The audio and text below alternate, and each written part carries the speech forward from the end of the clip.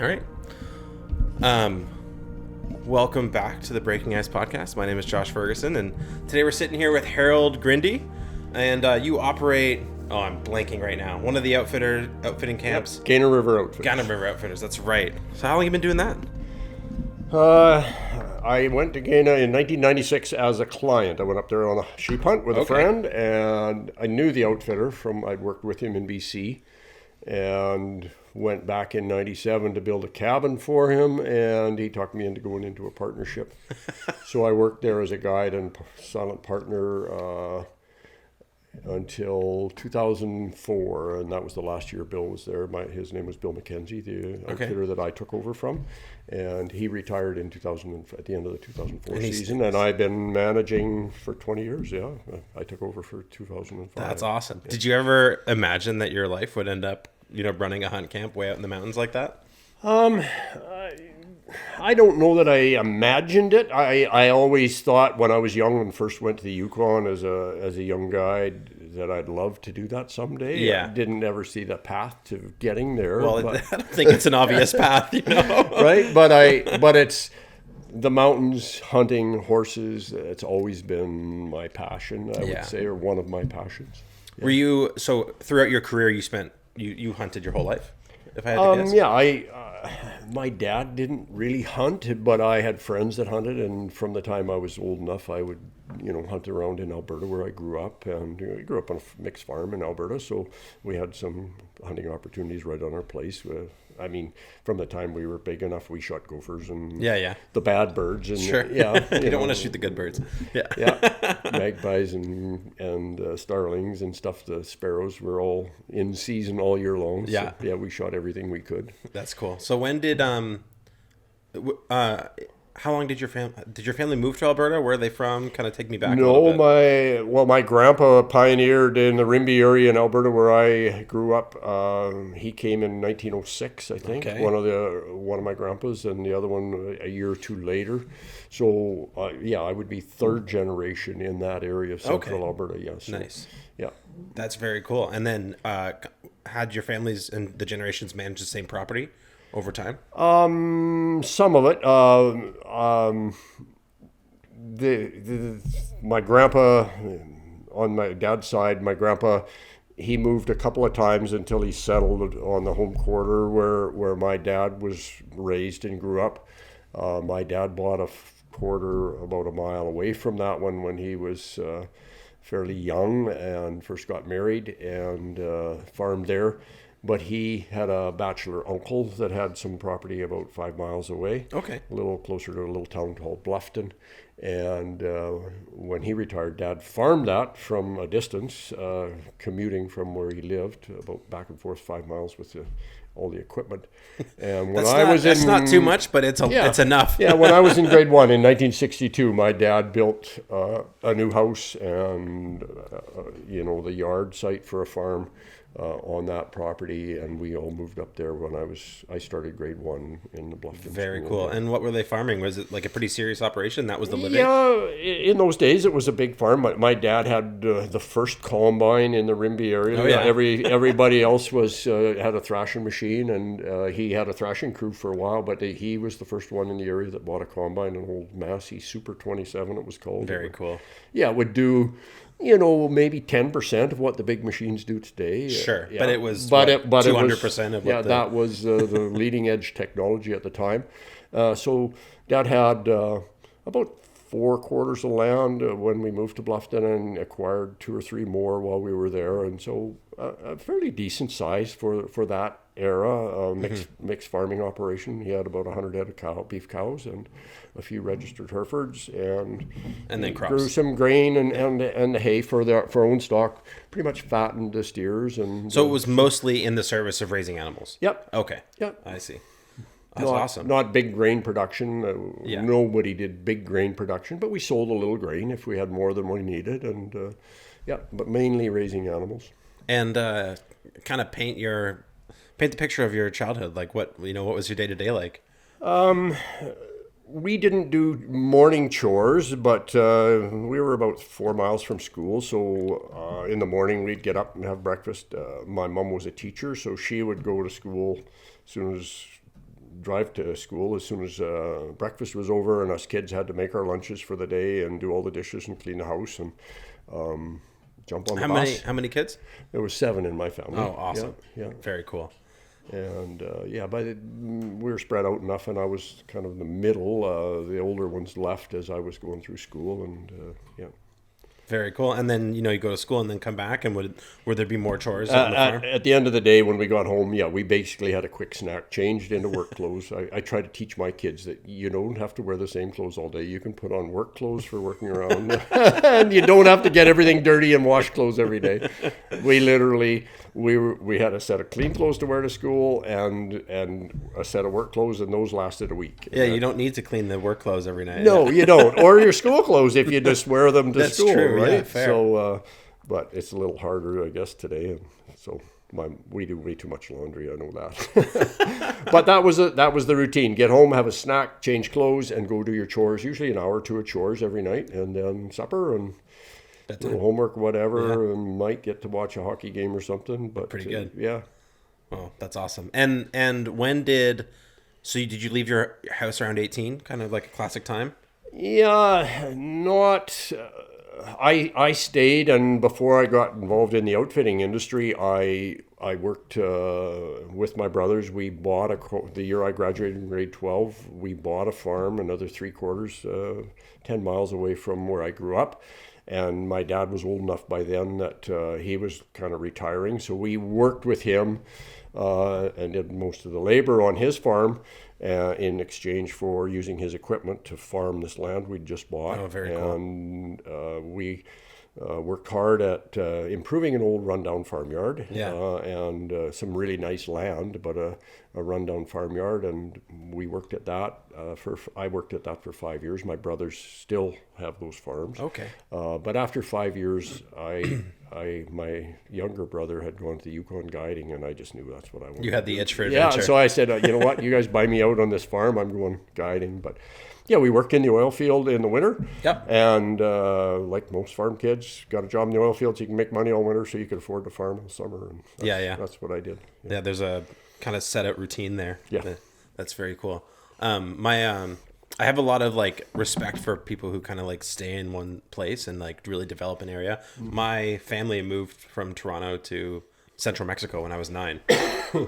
So my life has just been a series of kind of re-establishing myself in different places. So, we built a life in Mexico. They're still there, and they built a big, a land ship. So it's solar, and they have 300,000 liters of cisterns under their house, and they collect rainwater and stuff like that. It's a very cool, whole situation.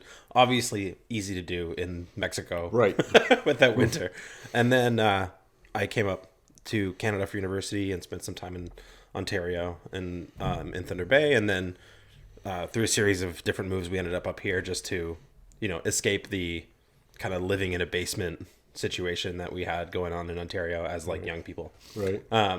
But yeah, so you went to the Yukon. What do you have a memory of what you would consider your first real hunt?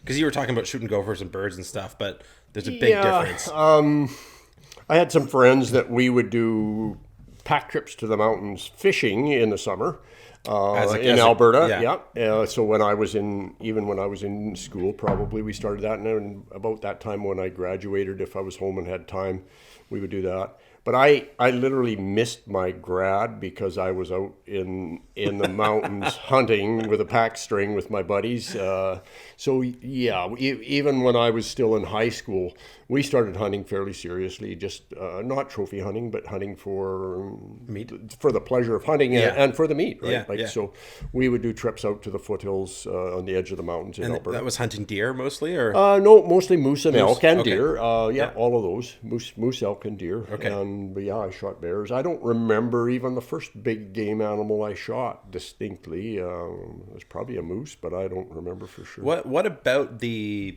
hunting experience and spending time on the land? What about that captures you?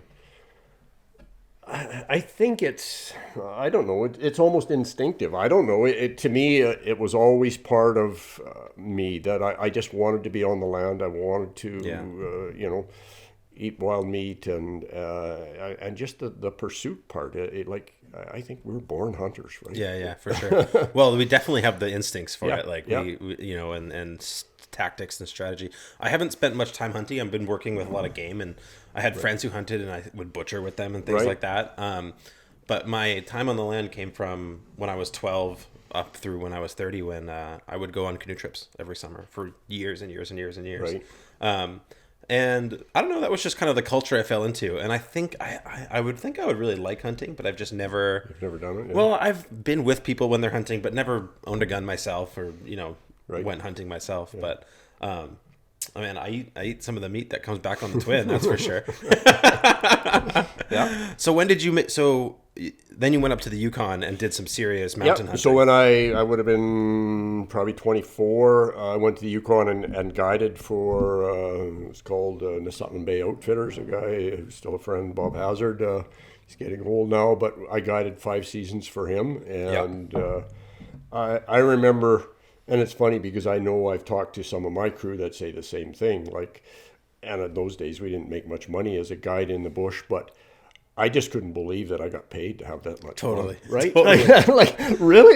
You're going to pay me to do this? That was my experience guiding as a canoe instructor. It was like, okay. Yeah, sure. I'll do that. Yeah, and so, I mean, we worked hard. We didn't have the support, and it was a different world, no communications. I have copies in my desk of letters I wrote to my dad on a paper from a bag of flour because we didn't, you know. There wasn't satellite communications or anything. No, there was no radio communication. We had an old SSB, the old single sideband radio that literally, it might work because it's a low frequency band, and so it bounces off clouds or mountains, and depending on the weather it might work or it might not. And if you had to make a call to the boss in town, you would take the radio on your horse and climb to the top of a mountain somewhere and tie one end of the big long antenna to the saddle horn and the other end to a tree and make your call, right?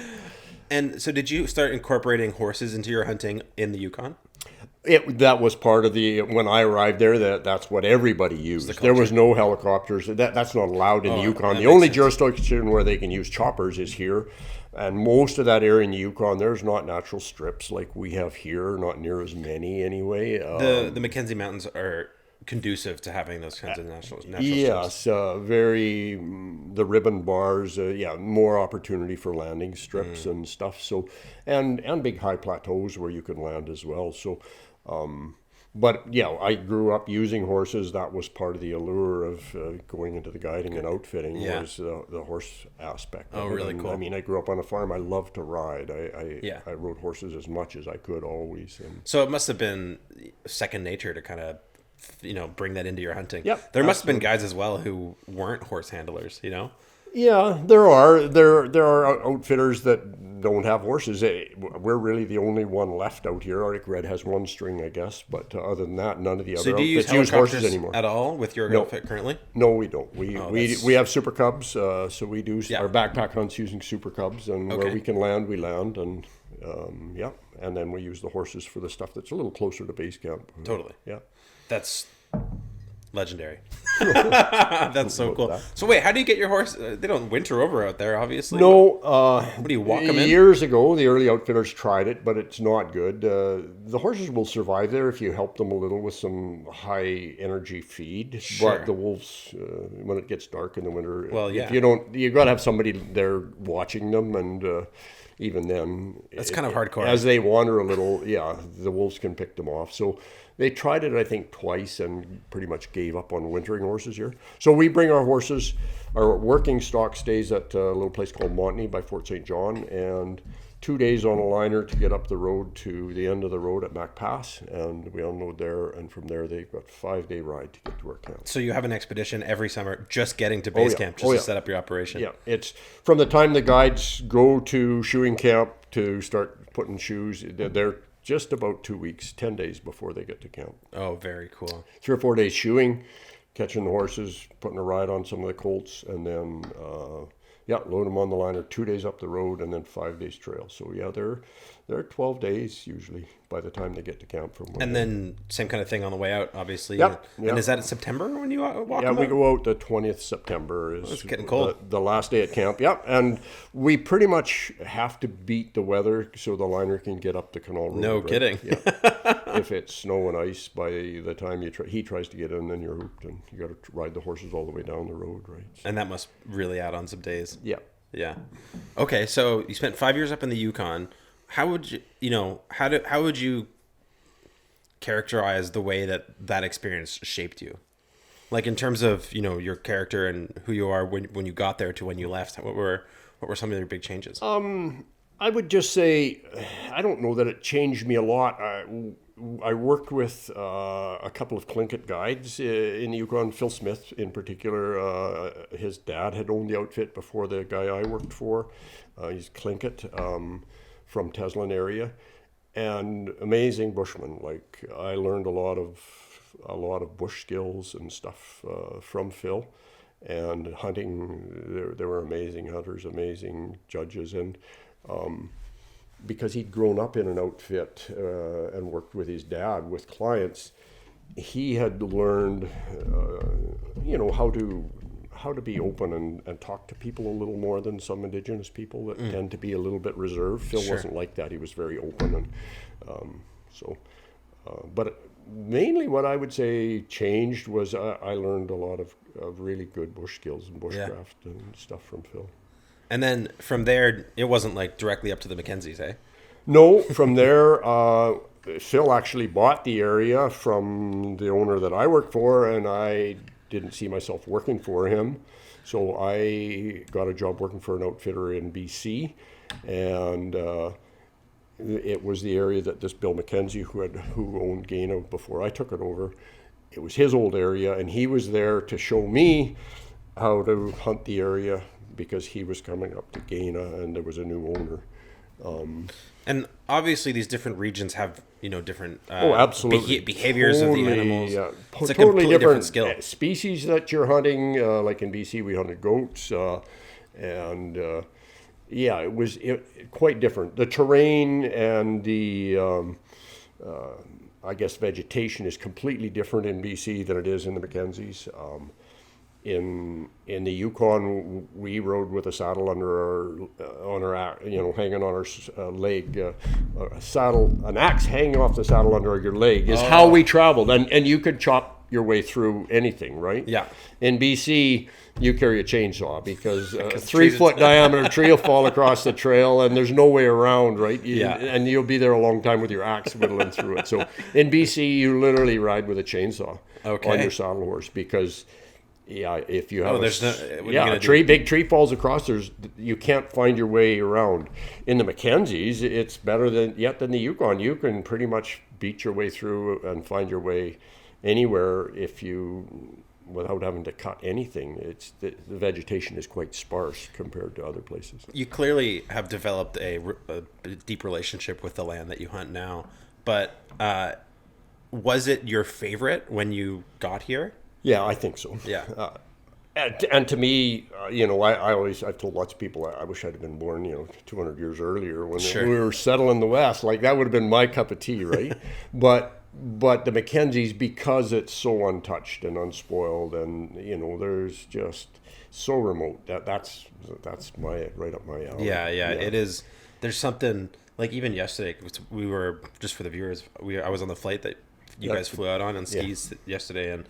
There's just a sense of like remoteness and peace out there. Yeah. And I don't know, it's kind of really hard to put into words, but you kind of feel like cradled by the mountains all around you, but you still have it's very open at the same time, so you don't feel like suffocated. It's a really beautiful location. Yeah. And I'm sure in the summer there it's just stunning. Oh yeah, it's stunning. Yeah, even in the winter it's stunning. But yeah, it's beautiful. We're very blessed. We have a wonderful base camp on a lake, and we've got an airstrip, and so we've got those options of wheels or floats. So are you a pilot as well? I took my pilot training, but I don't fly anymore. Okay, so you hire pilots. We hire pilots to come and fly the Cubs. Yeah, and you guys must land wherever. You don't really have rules. Well, yeah, we try to. some of the strips we have are permanent. Some are just smooth gravel bars, and they change year to year. So yeah, you have to learn to judge where you can land. You need a certain amount of judgment and skill to fly in the mountains like that. Absolutely, yeah. You want skilled pilots. That's very cool. But I'm sure the experience is novel enough that people are interested in coming to do it, or is it difficult to find pilots? It's hard enough. We're fortunate in that we've had several retired guys that just love the bush and they love to fly still. And yeah, we're on our third one now with those type of guys that are coming. We had one pilot that flew for us for over 20 years, and he died of he had bladder cancer and passed away sadly. And we were fortunate. We were kind of scrambling, trying to find somebody, and we got another guy that his wife had died of cancer, and he was just kind of kicking around, but he loved to fly. And a little history, he had actually flown a little for Perry here. Oh, yeah. With his own, he had a 185, I think, at one time, and did a few flights for Perry. He worked at the mines at Tungsten for many years and had his own aircraft. So he'd done lots of flying, built his own Super Cub, and he came and just loves it. But right now he's building a houseboat on Babine Lake and wants to get his boat finished. It's this houseboat done this summer, and didn't really want to come. So my niece's husband is learning to fly, and well, he did quite a bit of flying last year, so he'll do some of it, but he doesn't want to do all of it. And I was able to hire quite a famous guy actually to come and do the flying this year, and he's older too, and he's about 80 years old now. His name is Trapper. What's his first name? He's an old bronc rider. He was actually 7-time Canadian finals. Oh, wow. Canadian champion bareback rider. Wild. And his nickname is Trapper. Everybody, Dale Trotter or Trottier is his name. And he's going to come and fly for us this summer. So he's quite excited to come and see the Mackenzies. He flew 1 year for Stan Simpson years and years ago. Okay. He's eager to come back to the Mackenzies. Oh, I'm sure you guys are going to have an awesome summer. Yeah, he's quite a character. So when you first came up here, did Northright take you out? Yep. Yeah, it was Northright Air. Perry was still here flying, Perry Linton, who he called it Nahanni Air, but no, Warren had been here for many years already. So you developed a relationship kind of right off the bat. Oh, absolutely, yeah. I think the first time I came hunting in '96, Perry flew the Porter out. The same Porter? Yeah, no, actually a different one. Okay. Yeah. They did have multiple previously. Yeah, they've had a couple over the years, but I think that original one is gone now. But Perry's old Porter, Perry was the hunter that flew me out. The planes were still yellow? Yeah. What's that? Were the planes still yellow? Yeah. At that time they were yellow, that first year, and then they started painting them Northright colors, and I don't remember after that, but yeah, it wasn't too long after that Perry quit flying. He was probably still flying right up till, I'm guessing, 2005 or 6, flying for Northright. That was after Warren took over? Yeah, okay. After Warren took over. Perry stayed on. Yeah, but Perry would fly the Porter, and maybe they were just leasing it from him still. I think they were probably leasing it from him because he flew the Porter most of the time. Him and Warren were the Porter pilots, yeah. Yeah, that machine seems to... People really get attached to that, and it's a special machine. It's a special machine for sure, and lots of stories. Perry knew the mountains really well. He'd flown for so many years, and Warren does as well, but and Travis now. So how much of the area around Gana River Outfitters do you hunt? Do you hunt in like certain directions because it's easier based on the terrain, or? We try to hunt anywhere where the hunting will be good, where our clients will be successful. We have some pretty dead country that's gray rock that there's really not much there for animals to live there. Sure. And we have some of the area. That's where the sheep like to go. Yeah, not so much. They'll survive in places where you wouldn't think so, but. We know kind of the area well enough to know where they like to live, and areas where we just never see them. We don't really spend a lot of time there. And we have a bunch of front range stuff that's outside the front range even. It's just a big swamp out there, and we don't go out there. We can hunt moose in the mountains. We don't need to go out there and fight this muskegs. Yeah, fair. Hunt moose, so. And over the years, have the patterns of where the animals like to spend time shifted, or is it A pretty little bit, similar? yeah. We don't see the animals along the height to land, the Yukon border on the divide. I think the snow's been deep deeper than it used to be historically there the last few years. There doesn't seem to be the number. It's a kind of a natural barrier. Yeah, the animals are there in the summer, but they don't winter there. So the sheep, we're finding that the sheep don't spend as much time along the border as there used to be. But that couldn't swing. One thing about the animals in the mountains is they adapt to the little bits of patterns of climate modifications and changes. I like to study the rings in the trees, and people think that we're in this amazing warm spell, but you can cut down a 200-300-year-old tree and look at the rings and see where there's places in the history of this tree where it grew faster than it grows today. Yeah, by a lot. And you can see places back then where it didn't grow at all. Yeah, as far as I've gleaned, we're actually in a rather cold period. Yeah. Of human history or of history. Yeah. Yeah. Yeah, it's the rings in trees tell the story, because you can see when there's no lying there. Yeah, where you can see where a tree thrived and produced very well, and in the Mackenzies, it doesn't matter. It's cold. It's the north, so you don't have big 1/4-inch growth rings like you do in down south, but you'll see an area where you can easily see the rings, to where you literally got to have a microscope almost to count them. They're that tight together. Yeah. And in the history of a 200-300-year-old tree, you can see those patterns play over and over. It's cool that you can kind of really count back just on the rings. That's I cut a tree. My client was a forester from BC, and I cut a tree for firewood. It was about 6-inch diameter tree, and it was standing dead. And cut it and packed it into camp, and I was cutting it up, and I said, have a look and see if you can figure out how old this was. And he couldn't believe it, but if you take a pair of binoculars and turn them upside down, they're like a microscope? A little bit like a microscope. Like, you can make it really big. And he was working away, and he figured that tree was about 400 years old. Whoa. And it was 6-inch diameter. Yeah, that's a lot of effort. Yeah, that's a lot of effort to just for 6 inches. For 6 inches of growth. Yeah, it's crazy, but that's the climate when you're trying to grow probably on permafrost. It's cold. Yeah, you've got a couple months when your roots are thawed out. If you're lucky, a year, and you hope you get some moisture. Yeah, no kidding. Yeah, especially if you're up on the hill, right? You would just get. Well, this one was on the bars right on the river where I cut Okay. it. Yeah, so it was literally growing on the gravel bar on the river, and it still had struggled that much to, and I don't know how long it's been dead. Well, sure, yeah. Seriously, it could have been dead for. Yeah.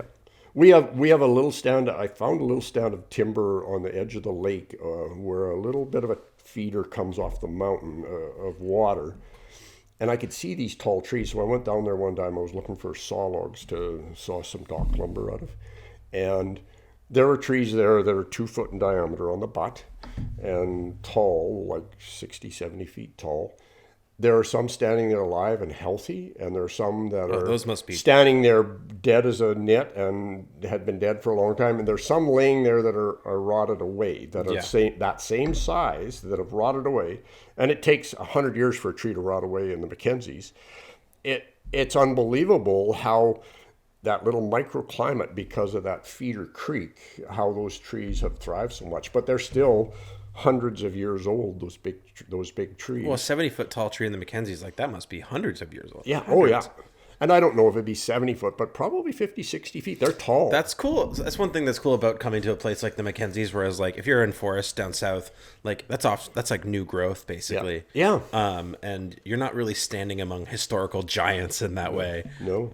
Down south. No, it's cool to look at I try to study the vegetation and see the patterns and in the growth on the trees, and people that tell me that we've never had this climate's warmer than it's ever been before, and I can look at the rings in a tree and say, no, look at how much faster they grew way back then, 150 years ago or whatever. It's pretty amazing. So you have an Alaska mill out there? Is that what you use, or do you have a regular mill? No, Alaska mill. Okay, that makes sense. Yeah, I saw a lot of lumber with Alaska mill over my years. I built quite a few log cabins in the bush for different outfits out in my country out there in Gana. I've done 3. Do you guys have little remote cabins that you use on hunts? Yep. Yeah. So I've got 7 leases. So the base camp and 6 other ones with cabins on. I see. Yeah. Very cool. So out there. And how long does a typical client experience last with you? Our hunts are either 10 days for backpack or 12 days for horseback. And we have some special clients that kind of come and spend a month or whatever. Sure. But you can string generally together. our hunts are 10-day backpack hunts or 12-day horseback hunts. And do backpack and horse hunts hunt the same animals, or is it distinct? They hunt the same animals, yeah. Different territory. Like we have areas that we backpack and areas that we horseback. And, I see. Yeah. Yeah. So we try to make sure that every hunter has some country to hunt that nobody's looked at that year. I see. The areas are big enough that we run, about 20 to 24 sheep hunters a year, and then about that many, maybe 20 caribou hunters that are just there to hunt caribou, and then lots of people double up and hunt. If they're hunting sheep, they'll add a caribou. Mm-hmm. Well, those experiences are so different, right? Yeah, absolutely.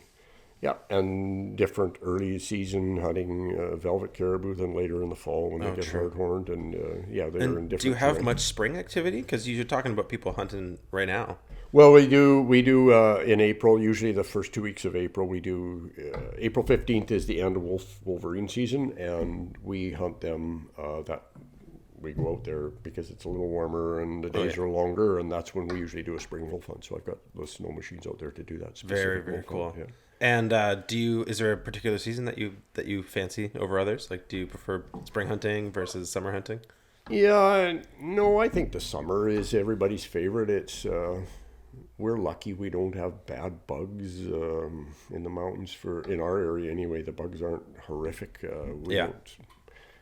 It's pleasant to be there in the summer with long days and then once you get to fall, everybody loves fall. The colors. The colors are so spectacular. The reds and yellows and oranges and then northern lights start showing in the fall, and so you need the whole experience, I guess.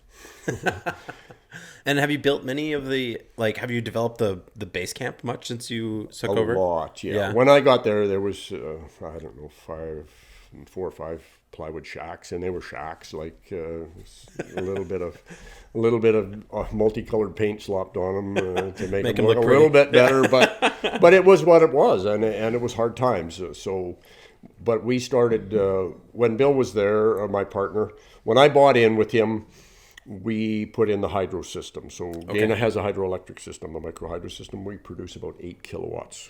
Off a little river? Off the creek. So we generate about 8 kilowatts of power nonstop all summer. Awesome. And so that gives us the ability to have whatever we want, tools and lights, and you generate more power than you need. We generate more power than we literally waste a whole bunch of power because you can. We have to. That constant load is what governs the system. So we literally dump heat outside just to pull the thing down to the right cycles per second. And is the creek just like melt? Is that all it is, or is there a spring? I think that's the same thing. Where does the water come from? It's melt from over the years, finding its way through the rocks. The creek. Right now, the rivers out there are flowing at maybe 25% of normal flow. Yeah. Well, it's still frozen mostly. Yeah, it's still, but there's not, even when you find a place where the river's wide open, there's 25% of the water. So do you have power now? No, we only run it in the summer. I see, okay. Yeah, we only run our system in the summer, but it runs all summer and it works very well, and even when we leave, it's still working fine. We drain it all down and fire it up the next year. Oh, that's so cool.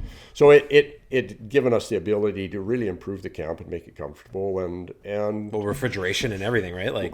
Refrigeration, and we heat all the hot water in camp with power, so we don't have to fly propane out there for that. Oh, excellent. It just saves a whole bunch of stuff. So the system has paid for itself multiple times over the years. Everybody else in the mountains is pretty well gone to solar. I use solar on my remote camps. Sure. Just little 12-volt systems for lights and that's all you really need. That's right? all you need, right? Yeah, and they work well. But the hydro at camp is amazing. That's so cool. So yeah, we started bringing in some metal, and I said, well, let's go with tan walls and green roofs. That'll be our color code. And we started bringing in metal and cladding all the cabins and insulating them and sheeting the insides. And so instead you've done a serious overhaul. Yeah.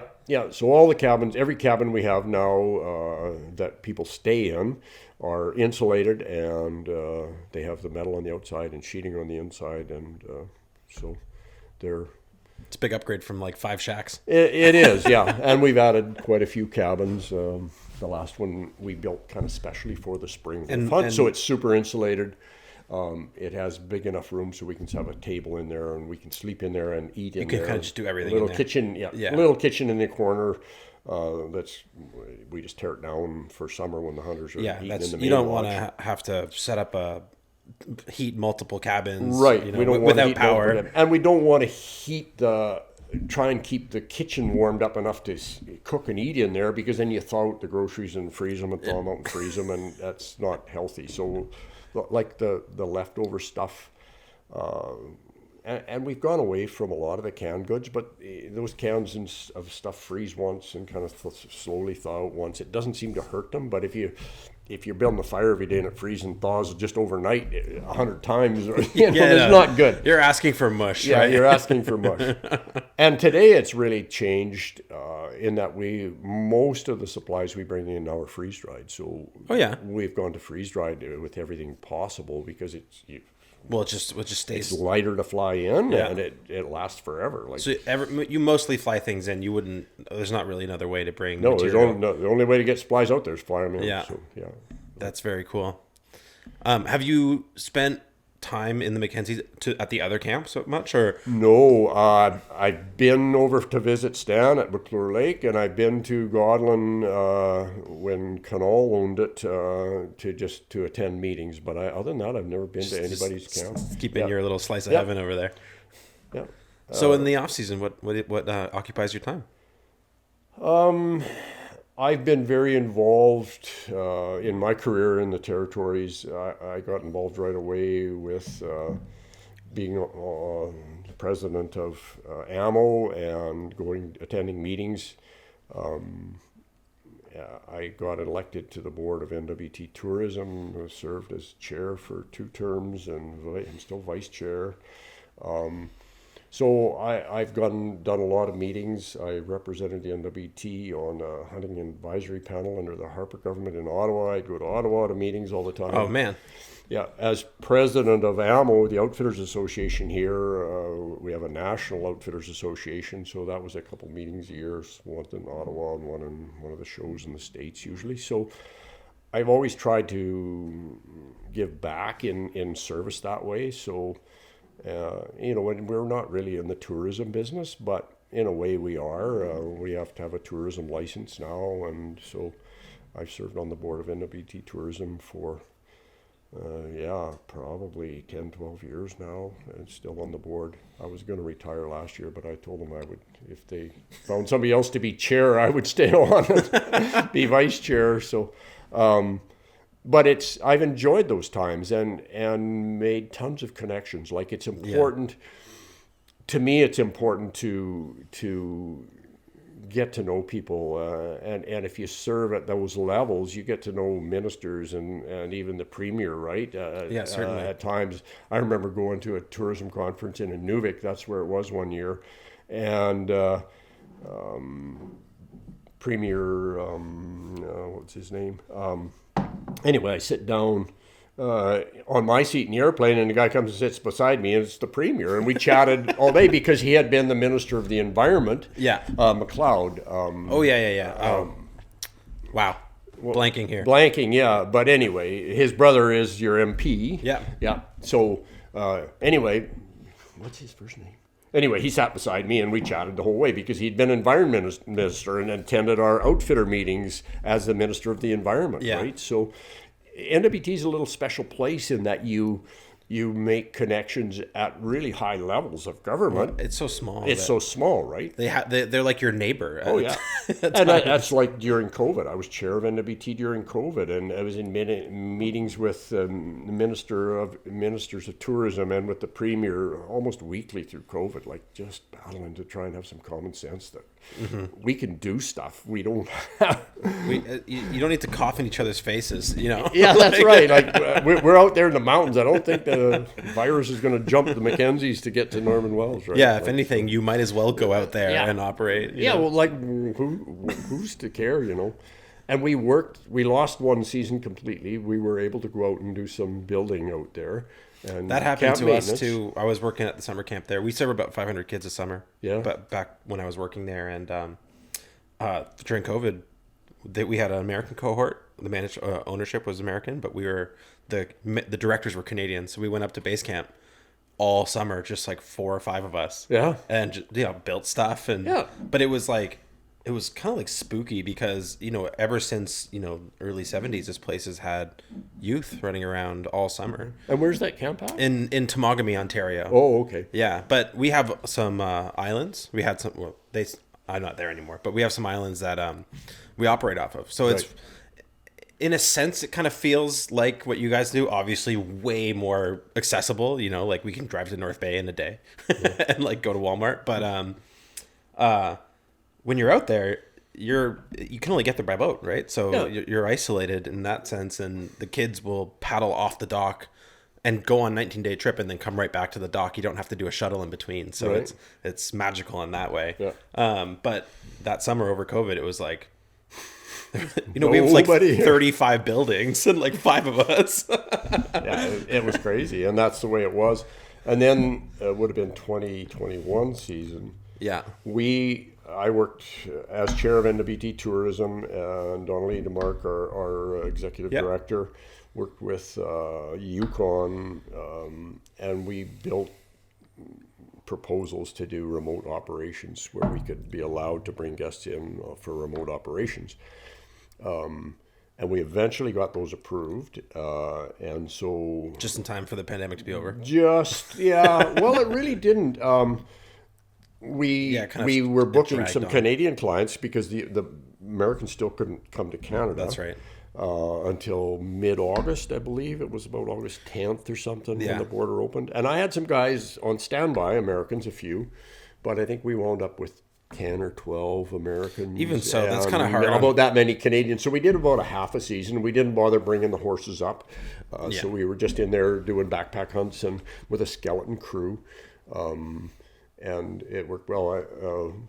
A young local girl who had worked for us several years, Jazz Bales. Oh, yeah, yeah. Jazz? I do. Yeah, so Jazz came and cooked for us. And that was 22? Yeah, in 21, I think. Okay. At 22, we had a full season, or whichever way it was. Yeah. I think we lost all 20. 21 was the partial was the first operation. Yeah. And Jazz came and cooked in 20. And then I think she came and cooked in 2022 as well. But she came out there, and it was just... I met her just as she came back from that trip. Okay. I think she gave me some caribou. Oh, that sounds right, yeah.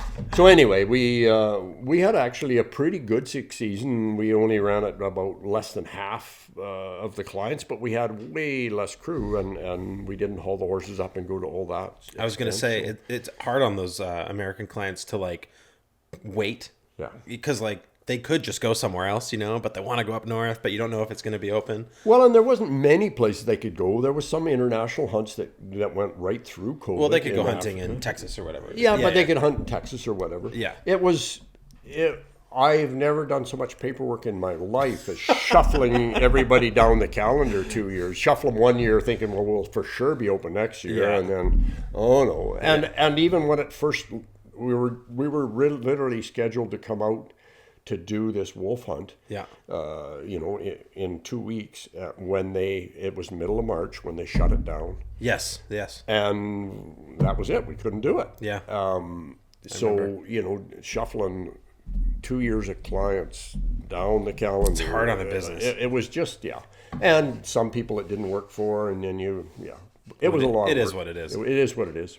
But it was frustrating because in the end, looking in hindsight, it really wasn't as big a deal as it was. It was a bunch of stuff to scare us into submission. I don't know. I still don't understand why it all happened. But Yeah. in hindsight, there's a whole big hoopla about nothing, right? Like, I think about the worst one to me was what they did to our children. I agree. In shutting down the schools. And in hindsight, especially since they were barely affected. Children are at zero risk. Yeah. Zero. I know. Yeah. I still hear stories from parents, and mostly parents who have like kids who are now like 13, 14, Yeah. where those kids were like in middle school or like really in the thick of it, and still have a hard time in crowds. Well, and I'm very involved in school. My kids go to a little Christian school at home, and I'm on the board there as well, and very involved. But little kids like grade oneers and kids that would have been in kindergarten then, they have never really recovered from that. Well, and there's no data to tell us what it does to a grade one kid to not, be taking in facial expressions from their teachers. Right. You know what I mean? Like those kinds of things are innate things that we've been learning for, millennia and kind of using to develop. And then all of a sudden it's just eyes that you get. And I don't know. Again, this is the kind of thing where there's these like unintended consequences that we just brush under the rug. Yeah. No, it's too bad, but it is what it is. I know another thing I should talk to you about is that I've always believed that the industry's been good to me. The outfitting here has been really good to us as a family, and I have family that'll take over when I decide I've had enough, and that's cool. But I always look for a way to go back, and like I said, I always felt like you have to serve where you need it, and so I've served on different boards and gone to so many meetings over the years. I'm doing less and less of that now. Sure. But I was at a tourism conference in Hay River one year, and just visiting with people and talking to people. I was probably on the board at that time, I don't know. But anyway, a young girl came and sat at the table where I was, and we started visiting. I think her name was Amy Lizotte. Anyway, she was a director with Northern Youth Leadership, and she asked what I did, and I said, I'm an outfitter. I have one of the outfitting concessions in the Mackenzies, and she says, would you be interested in hosting a youth camp? And I said, I'd love to. That would be awesome. Why not, right? Yeah. And she looked at me like totally taken aback, like, and she said, really? And I said, no, I'd love to, and I'm all in, is what I told her. And she says, well, what do you mean all in? How much will it cost us if we bring some kids out there? And I said, I'm all in. It won't cost you nothing. If you can get out there, we'll feed you and house you. And well, your costs aren't excessive. Once you like the flights and all that, those add up. That adds up. But our association, I usually pick up one of the flights. The association picks up one of the flights. So they pay their staff to come out there, and probably a charter or two is all it costs them to come and do the camp. So we've done the youth camp for, Jazz and Naoka, those ones came out through the camp. I knew them anyway, and because I known Andrew, their dad, and he flew them. The little girls were out riding horses at our camp years ago, right, when they were wee little. But still, you make those connections, right? And so a little bit of knowledge and a little bit of hopefully, stuff into the kids out there. I think lots of the kids that have been at the youth camp, we have a schedule, and they have a little chore to do. Like after breakfast, you got to sweep. Somebody's got to sweep the floor. Somebody's got to do the dishes. Sure. But I'm sure lots of those kids have never had 3 squares a day in their life that have been out there, And it's neat, and we start out doing some hiking, and if there are elders there, the elders work with them. But I like to take them on a hike, and the first hike's a fairly long one. Well, the first one we do a short one, and then we do a couple days later we do a little longer one where they probably go about close to probably 10K by the time they're back. But it's not a whole bunch of climbing or anything, but it's walking on rough trails, and go down to the end of the valley and then have lunch and then turn around and walk back. And some of them don't think that kind of stuff is formative for kids. Oh, it is. Yeah. But they learn that they can get there. The one year we had a girl that she was ready to give up, and she was way behind, and my wife waited with her. And finally Laura says, well, if you're going to give up, then I got to go cook supper, and hopefully the bears don't get you before somebody comes looking for you, because I've got to go make supper for everybody else, right? Yeah. And so this girl did it, Well, she rested for 2, 3 days, and the next thing you know, we go to the top of the mountain on our last hike, and she went up to the top of the mountain without complaining at all. Well, she realized, you know what, I can do this. well, one of those things that's And the real cool part of this story is when I talked to the leaders the next year, they said she actually just totally, like you flipped a switch, she's actually one of the leaders in training now. well, one of the things, it's like, I heard this somewhere, but it's what's so striking is how little encouragement some people need to step up like step that. up, yeah. And it is indicative of where our culture is at, that there isn't that, they haven't even received that. Right. You know, and I keep coming back to the summer camp, but it's such a parallel to your experiences out there is we take 10 to 12-year-olds on a 10-day trip. Right. Yeah. And they can do it. They can do it. Oh yeah, no, they can do it. They just need to be encouraged and come to understand I can do this. Well, and it's okay for them to fail and break down and cry. Yeah, and absolutely. you shouldn't avoid crying. Like, it's fine. No. And then, you know, sometimes we get kids who demand to go home or whatever. And you go, you know, the fastest way to get home is to pick up your pack and keep going. Because we're going that way.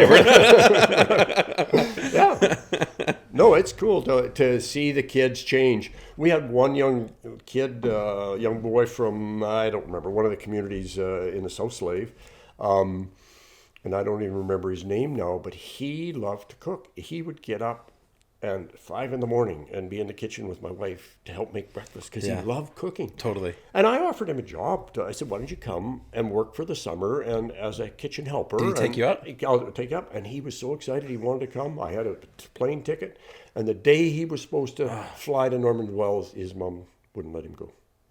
That's tragic. It's tragic. It broke my heart because I'm sure it had to break in his. Oh my God. He was so looking forward to coming and planning it, and then his mom made him go to Edmonton and hang out in the city with his cousins all summer. I'm sure that was so healthy for him. Yeah. Yeah.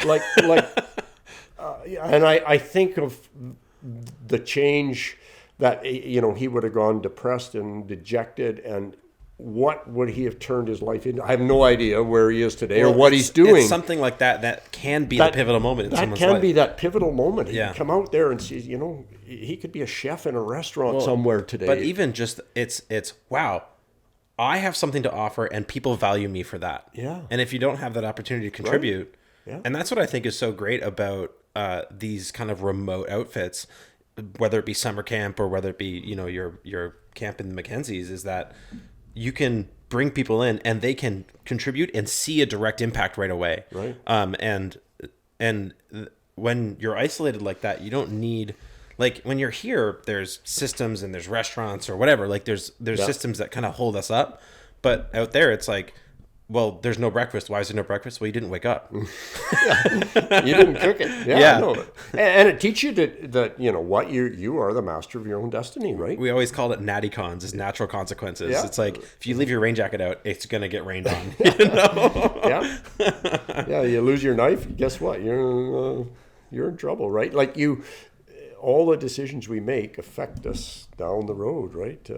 One of the clients that was just out there said he tries to tell kids that, he said, our life is like a book, and you write this book one page at a time. Yeah. But everything that you write in that book, what you do, what the decisions you make, affects what's on the next page. Yeah, certainly.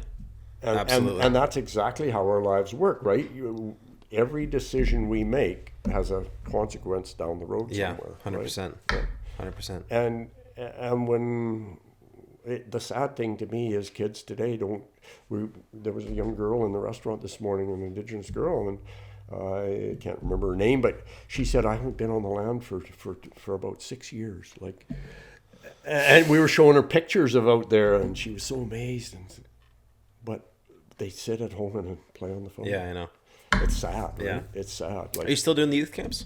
Yep. Well, we hope to. I'm not sure what's going on. They said they might have to cancel it this year, but I talked to Jazz, said maybe we can just put together a few kids from the community here to come out there. Yeah, you don't need much organization around it. Like, once they're out there, you take over, right? Yeah, and I mean, I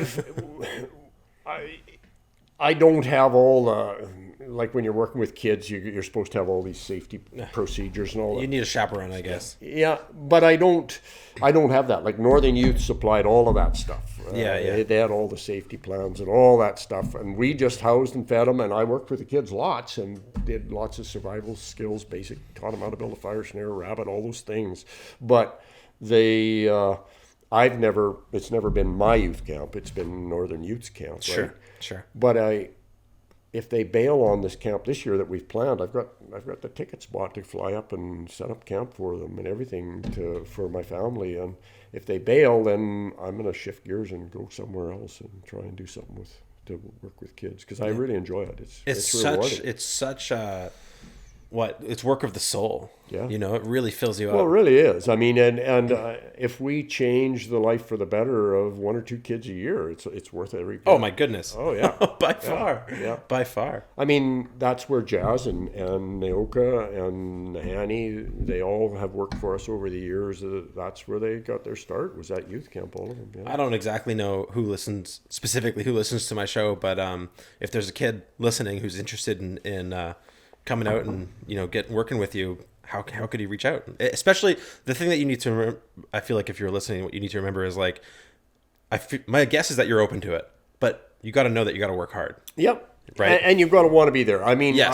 I've had people say, well, why don't you train some young guides? And I said, you find me a young person that really wants to do it, yes, is 100%. willing to come out there and spend 2-3 months and bust his butt off. Well, they got to be a net contributor, right? Yeah, you can lead a horse to water, but you can't make them drink. Like I can't teach young kids to be guides, or if they don't want to be. Exactly. Somebody can't make them go out there and think that I can change them. No, they've got to want that, right? Yeah.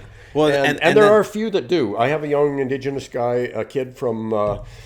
He was from Enterprise Hay River. His grandma ran the Enterprise store, Henry Bowden, but he's a Satu beneficiary. Yep. His family was originally from Toledo. And he's worked for me 2 years now as a packer, a campy and a packer, and this year he'll be guiding. A really good, hard-working young man. His grandma talked to me in Hay River at the tourism conference and asked me if I would train him. She said he went to a guide school in the Yukon, but all the guy that ran this guide school wanted him to do was cut firewood, and he said he already knows how to cut wood. But he's a good, hardworking kid, and he is. He's a really likable, personable young man. He doesn't need to just cut firewood. And he passionately wants to be a guide, and he's like a sponge, just soaking it all in the whole time he's there. So yeah, it's taken a couple of years to get him with the skills he needs, but he'll be guiding this summer. That is excellent. So it's cool. Well, right? It's one of the things where it's like, people often are intimidated to take the first step to just ask, but there's so much reciprocity available if you ask for it. And I think pretty much, not maybe all the outfitters, but most of the outfitters, if they have a kid that asked if they could come out and start training, would take them on, especially even if it's just probationary. Okay, we'll guarantee you 2 weeks. If you like it, then we'll go to a month. And if you like it, we'll go to 2 months. And if you work hard and do your job and you're interested, right? Yeah. So it's, and I can see how some kids wouldn't know whether that's what they want. But if they have that stirring in their heart that they want to be part of the land, they want to learn those skills, and a lot of it is traditional skills, right? Totally. Yeah, hunting is hunting. And we've got new equipment and fancy stuff. Well, and it's hunting. On top of everything you're saying, it's skills and an attitude and a demeanor that will serve you for your whole life. Absolutely. Yeah. And a lot of the skill set that you need to be a really good guide is a communicator. Totally. You need to build knowledge of the land and the flora and the fauna, and be able to talk to the guy and have a conversation. Not to mention the connections you'll make with clients as well. You get opportunities. You go out there and thrive and do a good job, and almost every client will say, well, if you're ever down Texas, come see me. If you're ever in wherever, Louisiana, come and see me. We had clients last year that were from Georgia, and they desperately want me to come down and hunt gators. Like you should do that. Oh yeah, I should. It sounds like a hoot. And they don't just go around and shoot them. You've got to hook them or get a line on them with a bow with a barbed arrow, and get the thing along the boat and have it subdued under control before you can actually kill it. And they said on a big gator, that might be a 6-hour battle. Damn. Well, those things don't want to subdue. No. And when they start thrashing a big one, it can be pretty exciting. I can see that that's quite a challenge. So yeah, it's a totally different thing than what I'm used to. Right? Yeah. Well, I maintain to this day, like, even though my years as a canoe guide wasn't like the most, it didn't set me up like, I didn't come out with like tons of savings or anything like that. It filled me up and gave me the skills that have benefited economically into the future. Right. Like, regardless of whether or not I was making like, you know, a living wage out in the bush, that wasn't the point. Yeah. The point was that you built up the skills to then be a human being that people would want to interact with, and you could provide, you know. And one thing about remote operations and lands, like when I said I worked in the oil field, I worked seismic on drilling rigs, but there's remote camps, and there wasn't we were out camped in the middle of nowhere, and when something broke down, you had to fix it. There's a resourcefulness that you do need to. And I had a period in my life between when I guided in BC for 3 years and I actually became part of Gana for about 10, 12 years, where I owned cats and did construction work. So but all those skills that you learn doing different things, you grow up on a farm, you have a bunch of skills. But at camp, we've got a hydro system. I'm the electrician. Everything's got plumbing. I'm the plumber. But you learn all those skills, like log building. So over your life, if you want to, you can learn a lot of stuff. And I'm not maybe the best in any of those skills, but when you live out in the bush, you better be able to fix something that's broken. You better be able to. When you're out in the bush, you're the best around. Yeah, you're the best there is. Yeah, and you're it. So, but the skill set that you acquire over time is unbelievable. Yeah, right? It's very diverse. It's very diverse, and it needs to be because out there, helps a long ways away, especially. Especially in the Mackenzies. In the Mackenzies. It's about as remote as you can get. In the good old days when we didn't have instant communication. Your destiny was in your hands, and nobody else's. There was no help. Yeah. Right. Well, there's something magical about that too, because it brings you back down to earth. Yeah, it does. And we're always out there. If you're out there by yourself, you totally are the master of your own destiny, and you better, not take stupid risks. There's always risk, but And I believe very much in a God that he's the one ultimately looking after me, right? So there you go. You put your trust in him and keep do your best, about, and that's all you can do. Yeah, absolutely. Well, Harold, thank you for coming on. Well, it was an absolute pleasure to talk to you and get to know you. And pleasure chatting as well. I hope that your summer goes swimmingly this summer. Oh yeah. Hopefully we have a good summer and the weather stays somewhat moderate. I'll try and hop on a Northright flight out there somehow. Come and visit you. Come for a visit this summer, and see camp when it's a buzz. Yeah, that'd be really wicked. Yeah. Well, sounds great. Excellent, man. Cheers.